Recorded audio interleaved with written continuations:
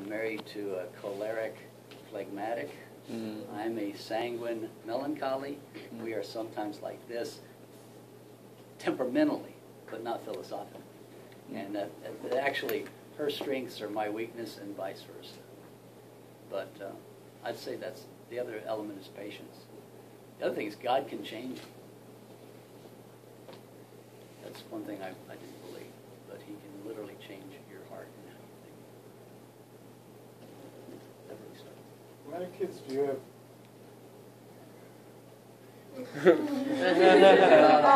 28. My wife and I have no children. I think that may be one reason why I enjoy teaching is that vicariously maybe I've what's the word? Are there any psychologists? Transferred? I think that's right. Transferred my affection to the students and the residents in our residence hall because we have no children.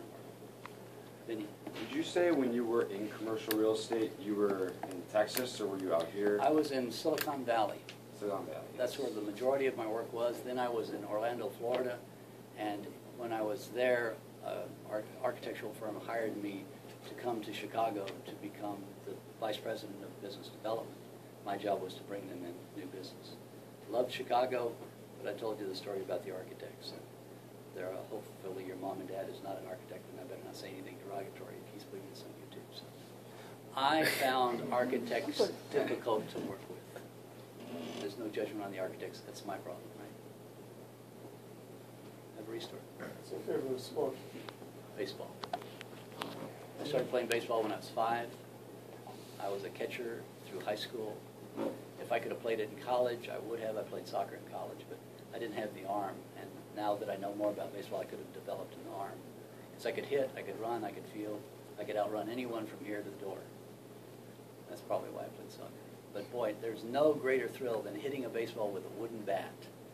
I don't like metal bats. The ding! That changes the nostalgia of the game. One of my favorite quotes, and it has some business application, is Sandy Koufax, a great pitcher for the Dodgers. Back in the late 50s and early 60s, they beat the Yankees 4-0 in the World Series in 1961. He said it's better to throw a mediocre pitch with conviction than a perfect pitch with doubt. So when you go into business, when you go into any situation, if you're convicted and want to do something because you have that drive and that motivation, you will be much more successful than if you go in there under the perfect circumstances, but you don't have any heart or desire for it. Adam? What college? University of North Carolina at Chapel Hill. Tar Heels. The first public university in the history of the country, founded in 1789. You know? Were you in like any Zeta fraternity over there? I was in the Delta Upsilon fraternity. It was the first non-secretive fraternity and the first international fraternity established at the University of North Carolina. It was founded at McGill University in Canada. And its motto was Dikaya Eupatheka. My Greek is terrible, but it means justice, our foundation.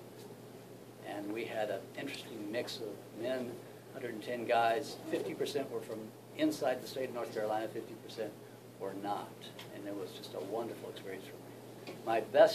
One of the greatest things that happened to me was my sophomore year. I had 2 seniors for roommates. And I think I learned more in that year than I probably did in the 4 years in class. Are you still close to all those brothers at all or not? They're all dead. No, I'm being facetious. Put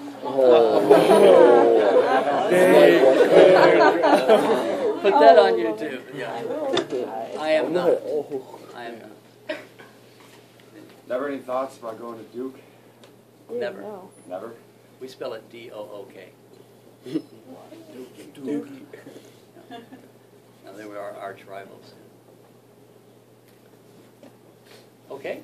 If there are no further questions, then you're welcome to join us for Headlines and Hash Browns on Saturday. Please, if you'd like to.